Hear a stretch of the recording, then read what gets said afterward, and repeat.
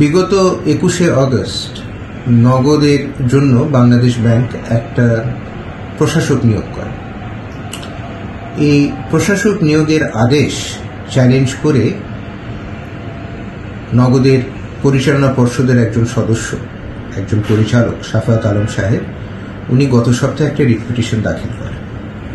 এই রিট পিটিশনটা গত সপ্তাহেও শুনানি হয়, আজকেও শুনানি হয়, এবং শুনানি অন্তে প্রাথমিকভাবে সন্তুষ্ট হয়ে হাইকোর্ট বিভাগ একটা রুল নিশি জারি করেছে বাংলাদেশ ব্যাংকের উপরে। কেন প্রশাসক নিয়োগের এই আদেশকে অবৈধ ঘোষণা করা হবে না এই মর্মে কারণ দর্শাতে বলা হয়েছে 10 দিনের মধ্যে।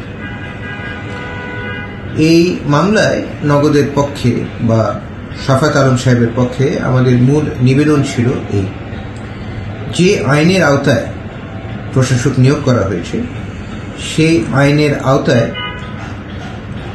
দুটি সন্তুষ্টির যে কোনো একটি সাপেক্ষে প্রশাসক নিয়োগ করা যায়।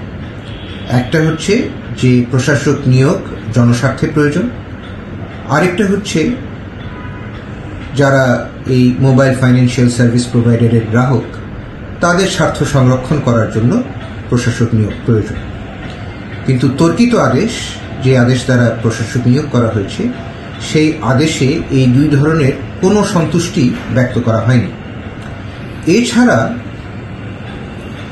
প্রশাসক নিয়োগের আগে আইনে আরেকটা বিধান আছে, আরেকটা বাধ্যকতা আছে যে যার উপরে প্রশাসক নিয়োগ করা হচ্ছে তাকে আত্মপক্ষ সমর্থনের একটা সুযোগ দিতে হবে।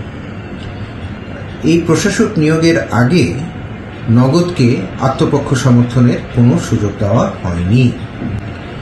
এগুলো হচ্ছে আইনের প্রশ্নে আমাদের মূল নিবেদন ছিল এই আদালতের সামনে।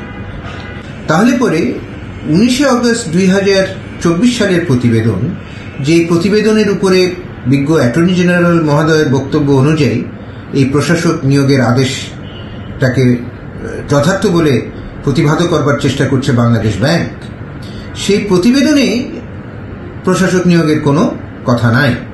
অথচ দুদিনের মধ্যে কিভাবে বাংলাদেশ ব্যাংকের গভর্নর এই নগদে প্রশাসক নিয়োগ করতে হবে এই মর্মে উনি সিদ্ধান্তে উপনীত হলেন, এটা আসলেই একটা প্রশ্ন।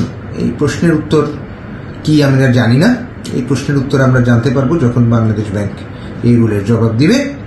আমাদের তরফ থেকে আমরা চেষ্টা করছি যত তাড়াতাড়ি সম্ভব এই রুলটার চূড়ান্ত শুনানি করার জন্য প্রয়োজনীয় পদক্ষেপ নিতে। ধন্যবাদ।